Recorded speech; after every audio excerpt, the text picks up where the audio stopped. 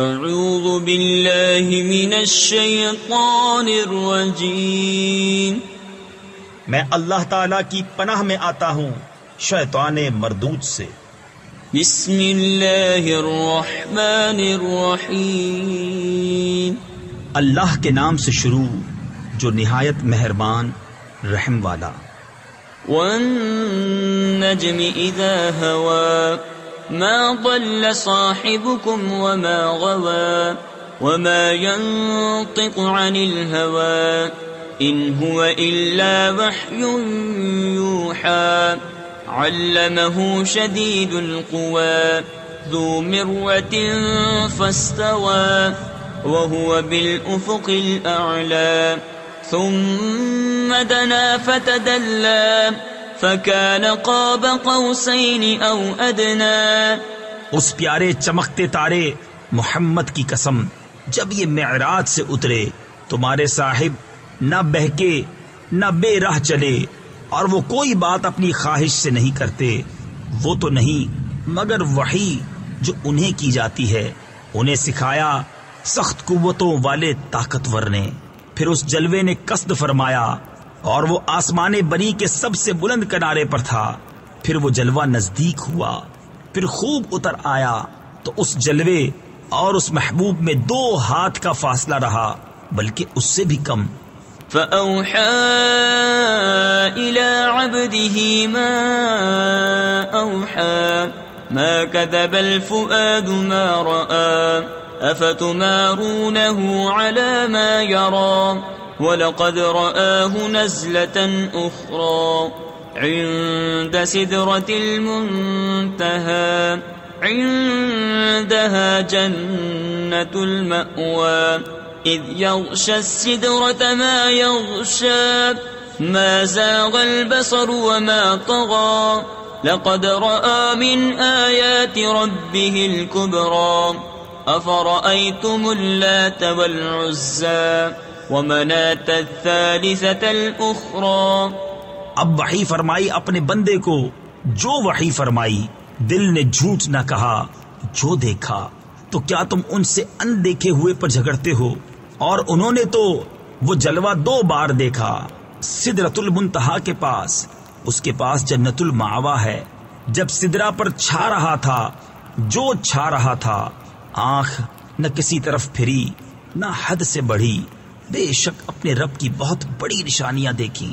تو کیا تم نے دیکھا لات اور عزا اور اس تیسری منات کو؟ تفسیر خزائن العرفان میں ہے، یعنی بنظر تحقیق و انصاف، اگر اس طرح دیکھا ہو تو تمہیں معلوم ہو گیا ہوگا کہ یہ بت محض بے قدرت ہیں۔ أَلَكُمُ الذَّكَرُ وَلَهُ الْأُنثَى تِلْكَ إِذًا قِسْمَةٌ ضِيزَى إِنْ هِيَ إِلَّا أَسْمَاءٌ سَمَّيْتُمُوهَا أَنْتُمْ وَآبَاؤُكُمْ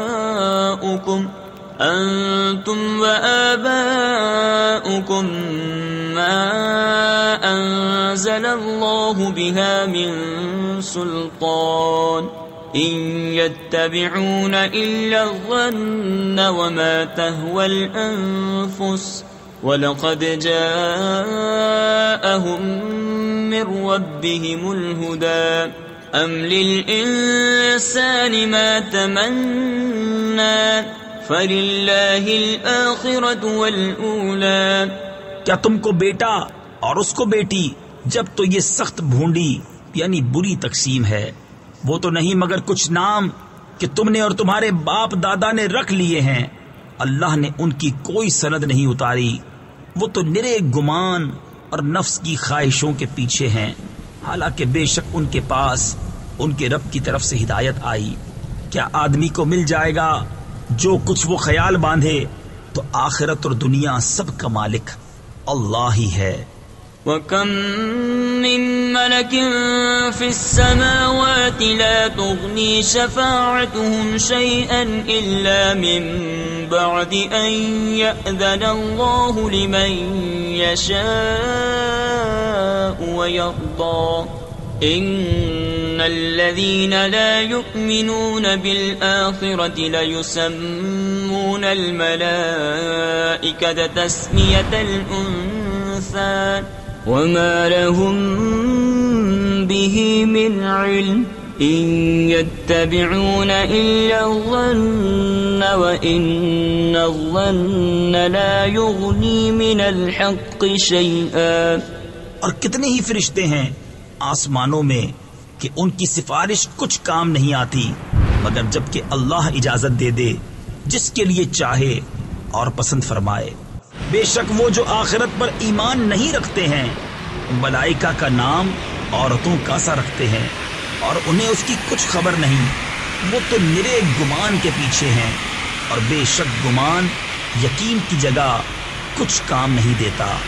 فأعرض عمن تولى عن ذكرنا ولم يرد إلا الحياة الدنيا ذلك مبلغهم من العلم إن ربك هو أعلم بمن ضل عن سبيله وهو أعلم بمن اهتدى ولله ما في السماوات وما في الأرض ليجزي الذين أساءوا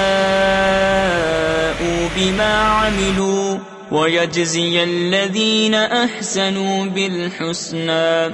تو تم اس سے منہ پھیر لو جو ہماری یاد سے پھرا اور اس نے نہ چاہی مگر دنیا کی زندگی یہاں تک ان کے علم کی پہنچ ہے. بے شک تمہارا رب خوب جانتا ہے جو اس کی راہ سے بہکا اور وہ خوب جانتا ہے جس نے راہ پائی.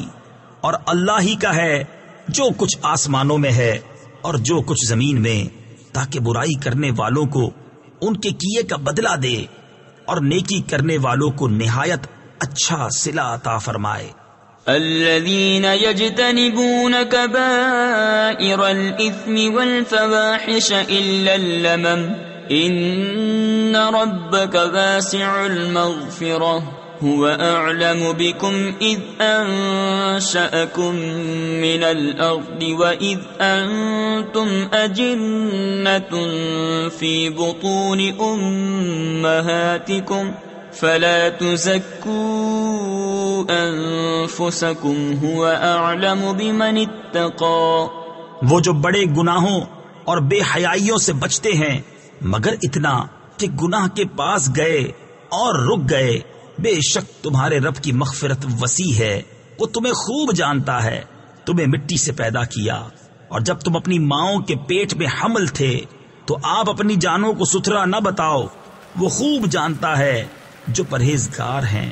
أفرأيت الذي تولى وأعطى قليلا وأكدى أعنده علم الغيب فهو يرى أم لم ينبأ بما في صحف موسى وإبراهيم الذي وفى ألا تزر وازرة وزر أخرى وَأَن لَّيْسَ لِلْإِنسَانِ إِلَّا مَا سَعَى.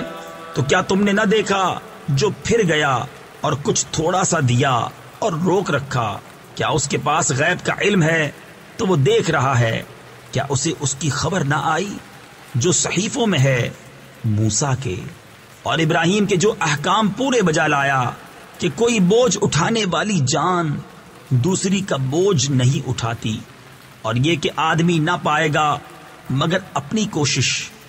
تفسیر خزائن العرفان میں ہے حضرت ابن عباس رضی اللہ تعالی عنہما نے فرمایا کہ یہ حکم ہماری شریعت میں آیت الحقنا بہم ذریتہم یعنی ہم نے ان کی اولاد ان سے ملا دی اس سے منسوخ ہو گیا. وَأَنَّ سَعْيَهُ سَوْفَ يُرَى ثم يجزاه الجزاء الأوفى وأن إلى ربك المنتهى وأنه هو أضحك وأبكى وأنه هو أمات وأحيا وأنه خلق الزوجين الذكر والأنثى من نطفة إذا تمنى وأن عليه النشأة الأخرى وأنه هو أغنى وأقنى وأنه هو رب الشعرى. اور یہ کہ اس کی کوشش ان قریب دیکھی جائے گی، پھر اس کا بھرپور بدلہ دیا جائے گا، اور یہ کہ بے شک تمہارے رب ہی کی طرف انتہا ہے، اور یہ کہ وہی ہے جس نے ہنسایا اور رلایا، اور یہ کہ وہی ہے جس نے مارا اور جلایا، اور یہ کہ اسی نے دو جوڑے بنائے، نر اور مادہ، نطفہ سے جب ڈالا جائے، اور یہ کہ اسی کے ذمے ہے پچھلا اٹھانا، اور یہ کہ اسی نے غنا دی اور قناعت دی، اور یہ کہ وہی ستارہ شعراء کا رب ہے. تفسیر خزائن العرفان میں ہے اہل جاہلیت اس ستارے کی عبادت کرتے تھے.